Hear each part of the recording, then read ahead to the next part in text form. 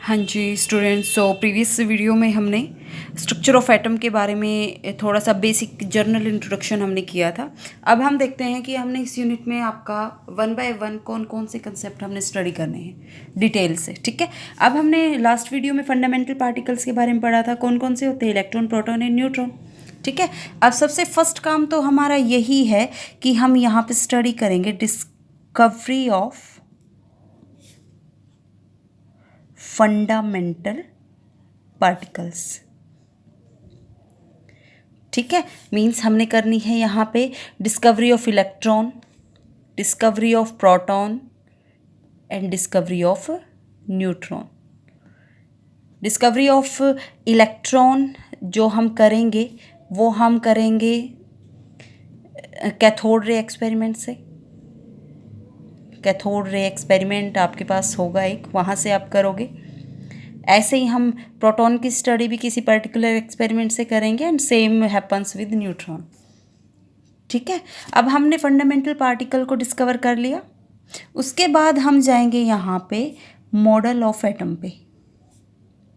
Models of atom, atom के कौन कौन से मॉडल आए। ठीक है, एर्लियर जो सबसे फर्स्ट मॉडल था थॉमसन्स मॉडल। आप 9th क्लास में इन चीज़ों को पढ़ के आ चुके हो।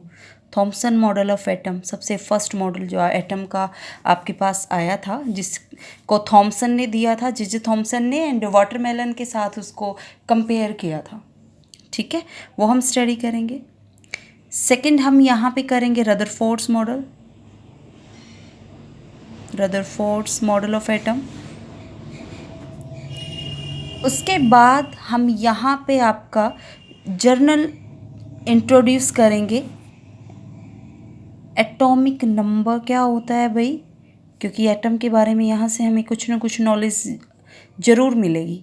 बोहर्स मॉडल पे जाने से पहले हमने कुछ कंसेप्ट को, कुछ जो इम्पॉर्टेंट चीज़ें हैं उनको डिस्कस करना होगा, तभी आपको कहीं जाके बोहर्स मॉडल समझ में आएगा। ठीक है, तो एटम के बारे में यहाँ से हमें कुछ ना कुछ पता लगा है, जिसमें एटॉमिक नंबर, मास नंबर दोनों का इम्पोर्टेंट रोल आ जाता है, तो इनके बारे में हम डिस्कस करेंगे।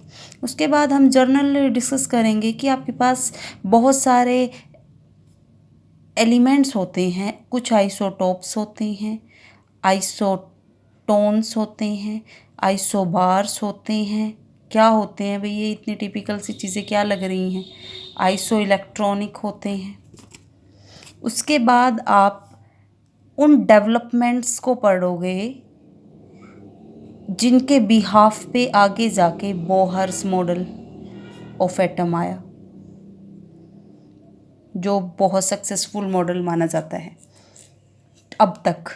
ठीक है, उन डेवलपमेंट कौन कौन सी थी, वो ऐसी कौन सी चीज़ें हैं जो बोहर मॉडल के करने से पहले, बोहर्स ने अपने मॉडल ऑफ एटम को करने से पहले जिनको स्टडी किया, जिनको स्टडी करना उसने ज़रूरी समझा। तो सबसे फर्स्ट यहाँ पे आ जाती है इलेक्ट्रोमैग्नेटिक वेव थ्योरी। उसने इलेक्ट्रोमैग्नेटिक जो रेडिएशंस थी उसके वेव नेचर को डिस्कस किया। ठीक है, अब भाई थ्योरी है तो कहीं ना कहीं उसमें कोई ना कोई, ऐसा तो नहीं होता हर चीज़ परफेक्ट होती है, उसमें इम्परफेक्शन भी थी, कुछ उसमें यू कैन से लिमिटेशंस भी थी, तो उन लिमिटेशन को भी ओवरकम कम करना ज़रूरी था। तो उसके बाद आपका जो कंसेप्ट आया, जो ये इलेक्ट्रोमैग्नेटिक वेव थ्योरी की लिमिटेशंस को ओवरकम करने के लिए, वो आपके पास आया black body radiation, and then आपके पास कंसेप्ट आया फोटो इलेक्ट्रिक इफेक्ट। अब यहाँ से जाने के बाद, इन दोनों चीज़ों से गो थ्रू होने के बाद, देखो इस इलेक्ट्रोमैग्नेटिक वेव थ्योरी नाम से पता लग रहा है वेव नेचर को बता दिया। ठीक है, फोटो इलेक्ट्रिक इफेक्ट ने आपके पार्टिकल नेचर को डिस्कस किया, जिसको आगे जाके प्लैंक्स ने बहुत अच्छे से डिस्कस किया। प्लैंक्स क्वांटम थ्योरी के नाम से फेमस हुआ, इलेक्ट्रोमैग्नेटिक रेडिएशन के ऊपर बेस थी, जिसने हमें क्या बताया, पार्टिकल नेचर के बारे में बताया। पार्टिकल नेचर होता है भाई, वेव नेचर तो होता ही है, लेकिन इन इलेक्ट्रोमैग्नेटिक रेडिएशन के पास पार्टिकल नेचर भी होता है। ठीक है, उसके बाद फिर यहाँ से अब वेव भी हो गया, अब पार्टिकल नेचर भी होगा, तो ड्यूल नेचर आ गया आपके पास किसका, इलेक्ट्रोमैग्नेटिक रेडिएशंस का। ये हम स्टडी करना होगा। ठीक है, उसके बाद जब हमने आपके पास इलेक्ट्रोमैग्नेटिक रेडिएशन के नेचर को स्टडी कर लिया, उसके बाद कुछ एविडेंस ऐसे आए जिन्होंने हमें डिफरेंट इलेक्ट्रॉनिक एनर्जी लेवल्स के बारे में बताया। जहाँ पे स्पेक्ट्रम की हमें रिक्वायरमेंट हुई, स्पेक्ट्रम को हमने स्टडी किया कि एब्जॉर्प्शन एमिशन स्पेक्ट्रम होता है। ठीक है, एनर्जी को डिस्कस करने के लिए स्पेक्ट्रा की हमें रिक्वायरमेंट हुई, क्योंकि देखो बेटा जर्नल से ही बात है, जब हम लाइट को, जर्नल बात बता रही हूँ मैं, लाइट को प्रिज्म में से पास करते हो तो वो डिफरेंट कलर में आपकी स्प्लिट अप हो जाती है। What is that? That is spectra. ठीक है, तो लाइट के बारे में डिस्कस कर रहे हैं तो स्पेक्ट्रम को जो पढ़ना वो तो इम्पॉर्टेंट हो जाता है। ठीक है, उसके बाद फिर रदरफोर्ड मॉडल की जो ड्रॉबैक्स थी ना, ड्रॉबैक्स का मीनिंग क्या होता है, जो आपके पास लिमिटेशंस थी उनको डिस्कस किया। फिर आपके पास यहाँ पे बोहर्स मॉडल आया, मतलब यू कैन से बोहर ने अपने एटम के मॉडल को देने से पहले बहुत सारी स्टडीज़ को कवर अप किया। उसने बहुत सारी स्टडीज़ की, तब जाके हर एक चीज़ को कंबाइन करके अपना एटम का मॉडल दिया। ठीक है, उसके बाद हम इसके पोस्टुलेट वगैरह सब कुछ करेंगे, क्या यूजफुलनेस थी, क्या लिमिटेशंस हैं, सब कुछ हम करेंगे। ठीक है, उसके बाद आपके पास नेक्स्ट टॉपिक आएगा आपके पास क्वांटम मॉडल ऑफ एटम। जब हम लिमिटेशन कर चुके होंगे तो फिर आएगा क्वांटम मॉडल ऑफ एटम,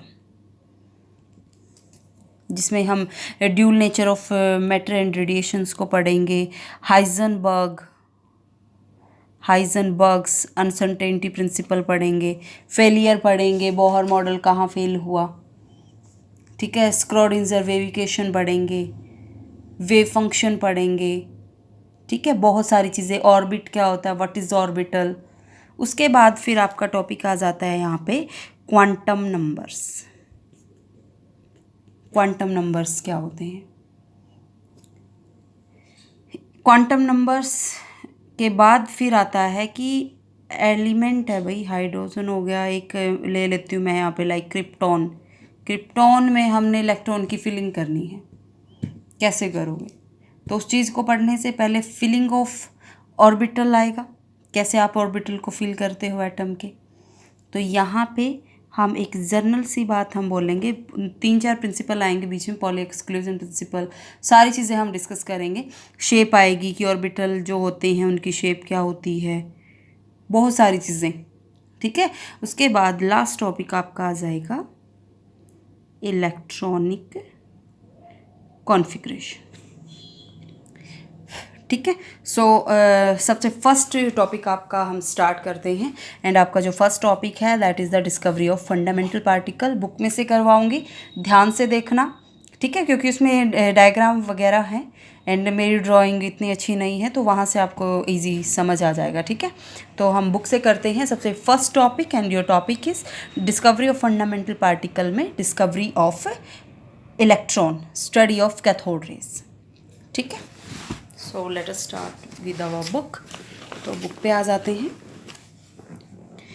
ये हमारा टॉपिक है, फर्स्ट टॉपिक जनरल इंट्रोडक्शन के बाद डिस्कवरी ऑफ फंडामेंटल पार्टिकल या डिस्कवरी ऑफ इलेक्ट्रॉन।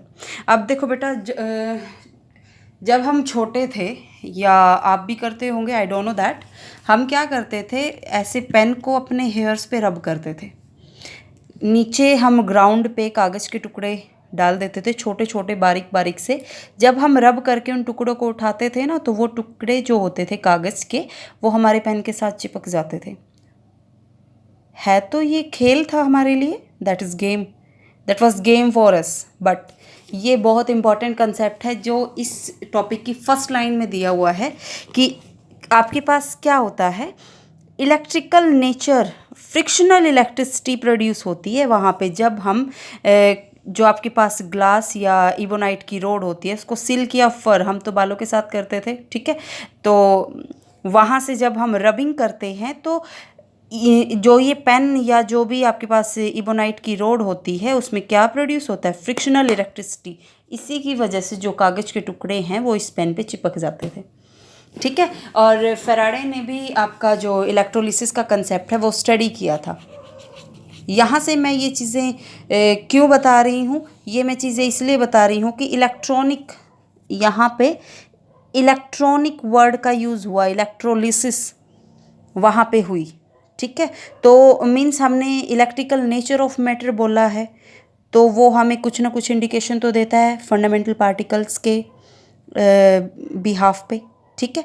तो यहाँ पे सबसे फर्स्ट जो इलेक्ट्रॉन की डिस्कवरी हुई वो आपके पास हुई यही कंडक्शन, मतलब आपके पास जो गैसेस है, गैसेस की कंडक्शन पे डिपेंड था कि जो गैस हैं वो इलेक्ट्रिसिटी को कैसे कंडक्ट करती हैं, ठीक है। जो ये एक्सपेरिमेंट जिसको हमने पर्टिकुलर नाम दिया है स्टडी ऑफ कैथोड रेज या कैथोड रे एक्सपेरिमेंट, वो इसी चीज़ पे, इसी कंसेप्ट पे डिपेंड है कि हमने यहाँ पे आपके पास कोई भी डिस्चार्ज ट्यूब ली है, डिस्चार्ज ट्यूब के अंदर गैस फिल की है, ये वैक्यूम पंप यहाँ पे लगा रखा है। वैक्यूम पंप का काम क्या होता है, जिस प्रेशर पे हमने फिल की है यदि हमने उसको इंक्रीज़ या डिक्रीज़ करना है तो we can do it from this through this vacuum pump, ठीक है। तो उसके बाद यहाँ पे फर्दर क्या हुआ, पहले कुछ कितने जितने भी होगा ब्रीफली हम यहाँ पे डिस्कस करेंगे। पर्टिकुलर एटमॉस्फेरिक प्रेशर पे गैस को अंदर फिल किया, ऑब्जर्वेशन की क्या हुआ जब हमने इलेक्ट्रिसिटी को ऑन किया, ठीक है। उसके बाद यदि यहाँ पे कोई ऑब्जर्वेशन नहीं हुई या प्रॉपर ऑब्जर्वेशन के लिए जो प्रेशर है उसको कम कर दिया गया, ठीक है। तो मीन्स यहाँ पे जो गैस प्रेजेंट है क्या उसने इलेक्ट्रिसिटी को कंडक्ट किया या नहीं किया, that is the main concept, ठीक है।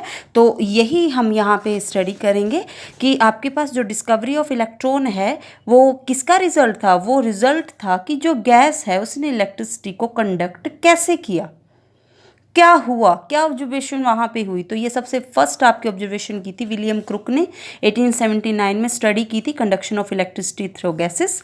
लो प्रेशर पे उसने गैस को उसने गैस को फिल किया, लो प्रेशर पे उसको कुछ ना कुछ ऑब्जर्वेशन हमें मिली, ठीक है। तो यहाँ पे हम थोड़ा सा स्ट्रक्चर ही बोल सकते हैं, डायग्राम उसको डिस्कस करेंगे। देखो विलियम क्रुक ने यहाँ पे क्या लिया, विलियम क्रुक ने यहाँ पे 60 सेंटीमीटर की एक लॉन्ग डिस्चार्ज ट्यूब ली, ठीक है। उसके दोनों एंड पे उन्होंने इलेक्ट्रोड को फिट कर दिया, एक कैथोड ली एक एनोड ली। Electrode is the combination of cathode plus anode, you know very well, ठीक है। इन चीज़ों को तो आप बहुत अच्छे से जानते होंगे। 2 मेटल इलेक्ट्रोड उसने यूज़ की।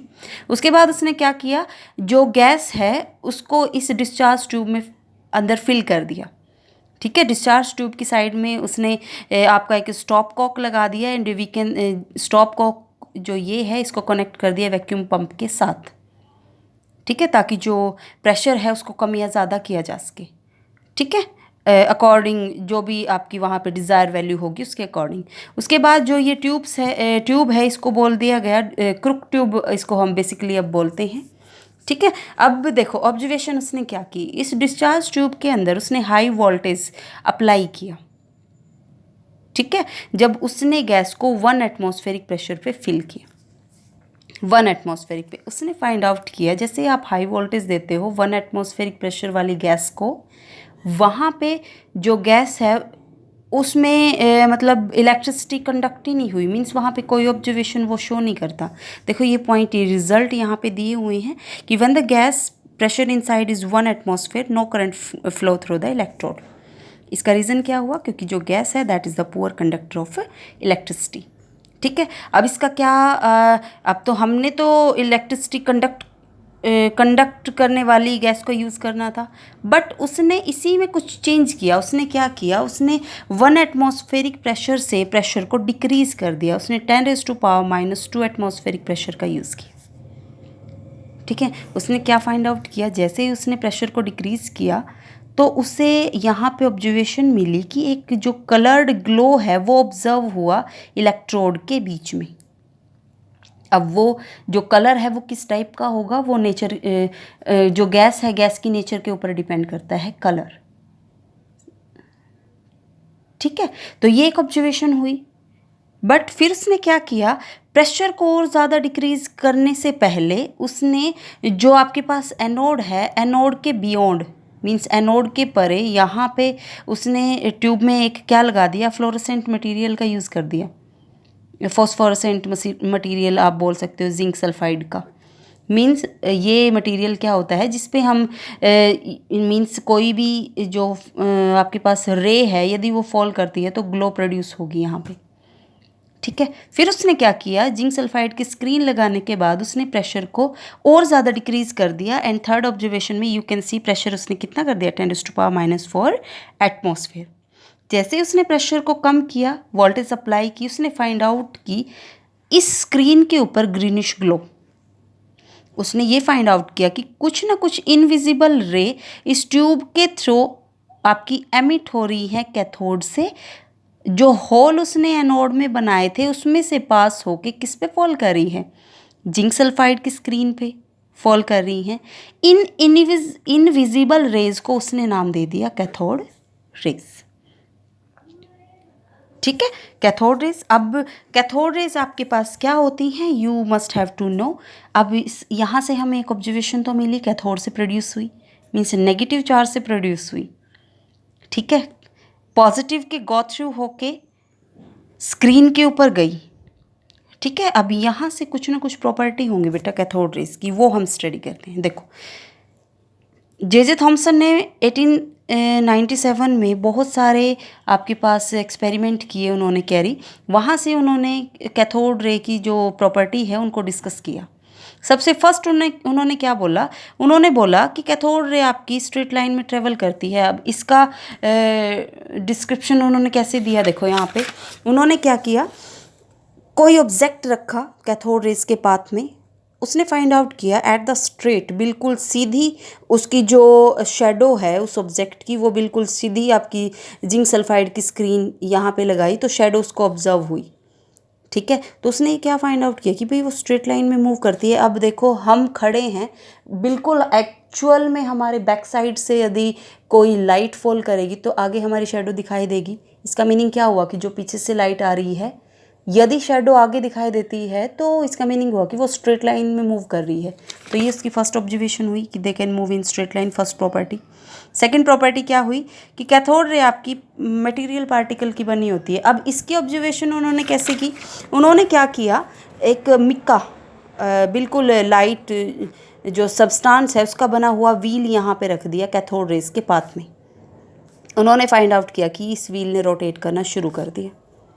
अब यहाँ से क्या फाइंड आउट हुआ, यहाँ से फाइंड आउट हुआ भाई कुछ ना कुछ मटेरियल इन रेज से निकला, रेज में मटेरियल होगा तभी तो इस पैडल को उन्होंने क्या किया, मूव किया। तो यहाँ से सेकंड ऑब्जर्वेशन क्या हुई, they are made up of the material particle. ठीक है, थर्ड हम पढ़ चुके हैं, आपके पास नेगेटिव चार्ज को कैरी करती हैं, फिर भी उन्होंने इलेक्ट्रिक फील्ड अप्लाई किया, पॉजिटिव नेगेटिव चार्ज, तो जो कैथोड रेज हैं वो पॉजिटिव की तरफ डिफ्लेक्ट हुई, क्योंकि नेगेटिव है भाई अपोजिट चार्ज की तरफ ही जाएगा। तो यहाँ से उन्होंने ऑब्जर्वेशन दे दी कि उसमें कौन सा चार्ज होता है, नेगेटिव चार्ज होता है।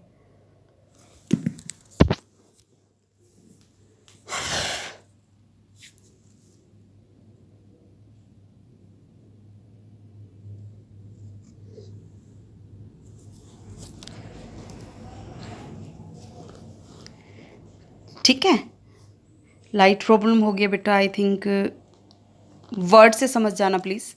ठीक है, नेक्स्ट यहाँ पे आपका नेक्स्ट प्रॉपर्टी है कि they produce heating effect. Heating effect का मीनिंग क्या, उन्होंने क्या ऑब्जर्व किया, उन्होंने ऑब्जर्व किया जब भी हम कैथोड रे के पाथ में उन्होंने यहाँ पे कोई भी आपके पास मेटल की फॉइल रखी, मेटल की फॉइल जैसे रखी तो जैसे स्ट्राइक की रेज मेटल फॉइल से तो वो गर्म हो जाती है, तो मीन्स हीटिंग इफेक्ट होगा। आयनाइजेशन ऑफ गैस, ये बेसिक सी आपके पास प्रॉपर्टीज़ हैं, इनको प्लीज़ एक बार पढ़ लेना।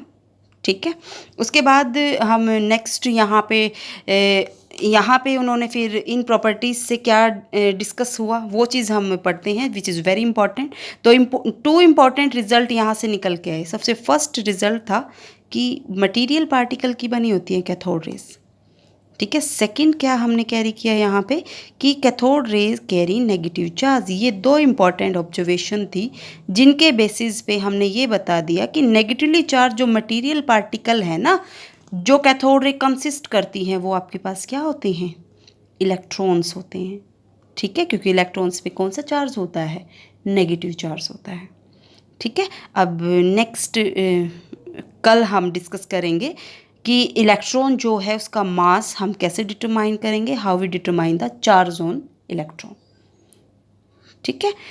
होमवर्क मैं आपको दे देती हूँ, जैसे आपने यहाँ पे किया है कैथोड स्टडी की है आपने कैथोड रेज, ये एक्सपेरिमेंट आपने किया है, सेम एक्सपेरिमेंट आपका जाता है with the discovery of proton, study of anode rays, वही डिस्चार्ज ट्यूब, बस यहाँ पे गोल्डस्टीन ने एक्सपेरिमेंट किया था 1886 में। ये चीज़ें आपको पढ़नी पड़ेंगी। कैथोड रे पे होता है नेगेटिव चार्ज, इलेक्ट्रॉन कंसिस्ट करती है। एनोड रे पे होता है पॉजिटिव चार्ज, वो भी मटेरियल पार्टिकल की बनी होती है, वो भी स्ट्रेट लाइन में मूव करती है, but they having the positive charge. इसलिए इसको किसके साथ कनेक्ट कर दिया गया, डिस्कवरी ऑफ प्रोटॉन। तो बेटा ये आपका होमवर्क है, ये मैं नहीं कराऊंगी, आपको करना है, ठीक है। सो आज के लिए इतना मोर देन सफिशिएंट। फर्दर हम मूव करेंगे, जो नेक्स्ट एक्सपेरिमेंट है उनको स्टडी करेंगे। Thank you.